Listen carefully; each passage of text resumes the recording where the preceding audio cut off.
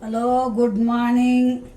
வாங்க வாங்க. இன்றைக்கி என்ன ஸ்பெஷல் நம்ம வீட்டிலன்னா எறா வாங்கிட்டு வந்திருக்குறோம். எறா செய்ய போகிறோம். அவ்வளோதான், எறா மட்டும்தான். முட்டை தேவைப்படும் போது ஆம்லேட் போட்டுக்கலாம், இல்லைன்னா வேக வச்சுக்கலான்ட்டு சிம்பிளாக தான் செய்ய போகிறோம் செல்லங்களா.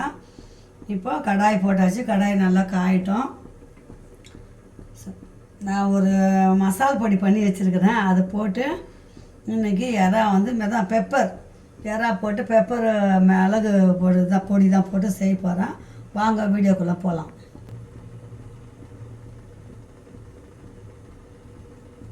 இப்போ பாருங்கள், கடாய் போட்டால் கடாய் நல்லா காயுது.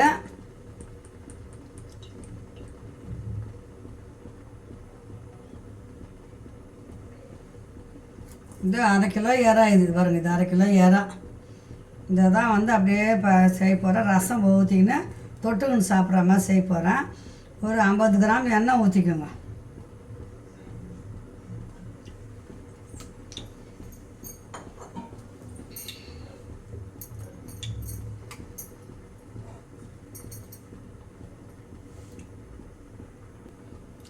நான் எறாக்கு கூட சோம்பு தான் போடுவேன், கடுகு போட மாட்டேன். கொஞ்சமாக சோம்பு போட்டுக்கலாம்.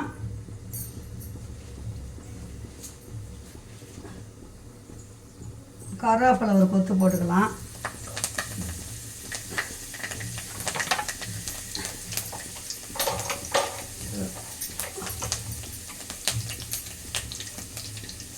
ரெண்டு பெரிய வெங்காயம் கட் பண்ணி வச்சுக்கிறேன். வெங்காயத்தை போட்டுக்கலாம்.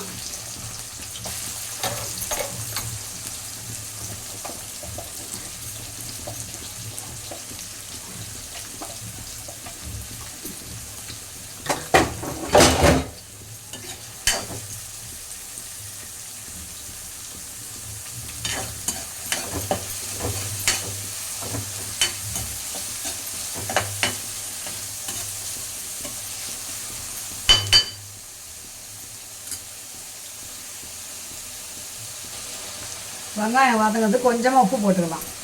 உப்பு நம்ம தேவை பத்தலைன்னா அப்புறம் கூட போட்டுக்கலாம். இப்போ இஞ்சி பூண்டு பேஸ்ட் அரைச்சி வச்சுக்கிறேன், அதை போட்டுக்கலாம்.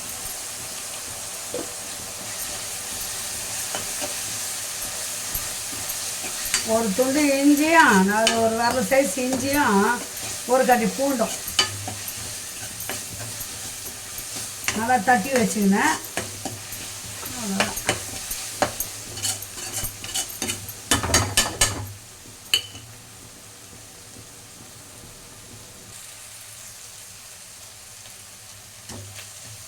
இப்போ வெங்காயம் நல்லா வதங்குது. 2 தக்காளி, மீடியம் சைஸ் தக்காளி 2.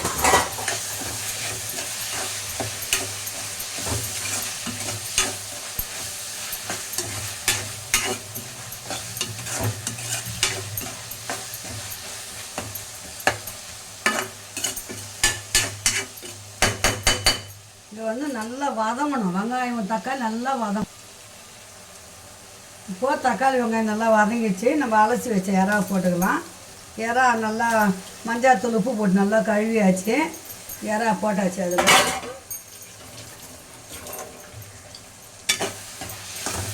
தண்ணி ஊற்ற வேண்டாம். தண்ணி வந்து வதங்கி கொஞ்சம் நேரம் தண்ணி விடும்.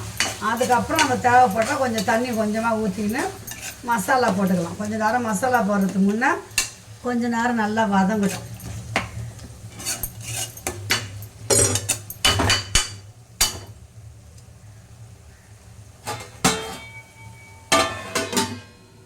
மூடி போட்டு கொஞ்ச நேரம் அனல் அப்படியே வேகட்டும். வெந்ததுக்கப்புறம் மசாலா போட்டுக்கலாம்.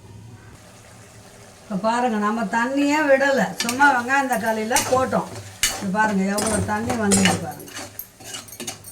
எப்போவுமே வந்து நல்லா சுருளாக வதங்கின அப்புறம் தண்ணி கொஞ்சமாக ஊற்றினா தான் எறாவுக்கு வந்து நல்ல டேஸ்ட்டே இருக்கும். முதல்ல தண்ணினா ஒரு மாதிரி சப்புன்னு டேஸ்ட் இருக்காது. எறாவோட டேஸ்ட்டே மாறிடும். இப்போ நம்ம தேவையான மசாலா போட்டுக்கலாம்.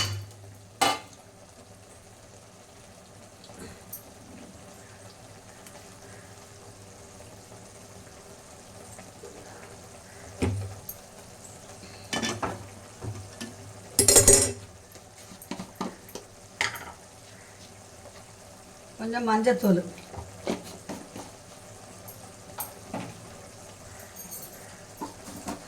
ரெட் சில்லி தனியாத்தூள் இருந்தால் போடுங்க. நான் வந்து சாதாரண மிளகாத்தூளே போட்டுக்கிறேன். கொஞ்சமாக மிளகாத்தூள் போட்டுக்கிறேன். 1 ஸ்பூனும் கொஞ்சம் கூட போட்டிருக்கிறேன். இது வரைக்கும் நம்ம வந்து தண்ணியே ஊற்றலை. வெறும் அந்த தக்காளி வெங்காயம் வதங்கினதுல தான் வந்து நம்ம இறா வந்து நல்லா வேகுது. நல்லா வதங்கட்டும்.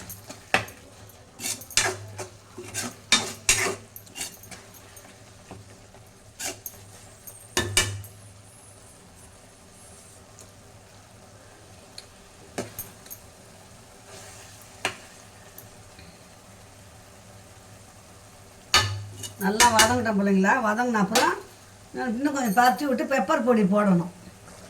1/4 டம்ளர் ஜாரு கழுவி ஊற்றினேன், அவ்வளோதான் தண்ணி. கொத்தமல்லியை போட்டுக்கலாம். இன்னும் நல்லா சுண்டணும். இன்னும் நல்லா சுண்டன அப்புறம் நம்ம அந்த மிளகு பொடி பண்ணி இருக்கும் பார்த்திங்கன்னா, அந்த மசாலா பொடி அது கொஞ்சம் போட்டு இறக்கிட்டோம்னா சூப்பராக இருக்கும்.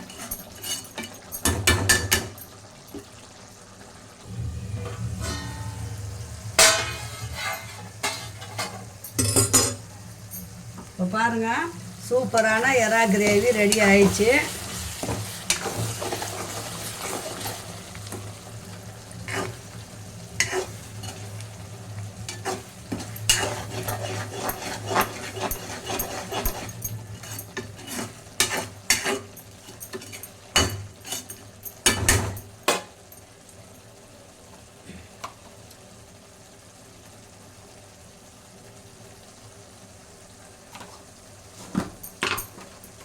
இந்த பெப்பர் மசாலா தான் நான் எல்லாத்துக்கும் போடுவேன். இது பாருங்கள், மிளகு, சீரகம், தனியா, கருவேப்பிலை, காஞ்சி மிளகா எல்லாம் போட்டு பண்ணிக்கிறேன். இது 1 ஸ்பூன் போட்டோம்னா செட்டிநாடு எறா கிரேவி மாதிரி இருக்கும். இவ்வளோ தான் எறா கிரேவி. சிம்பிளாக முடிஞ்சுதுங்களா?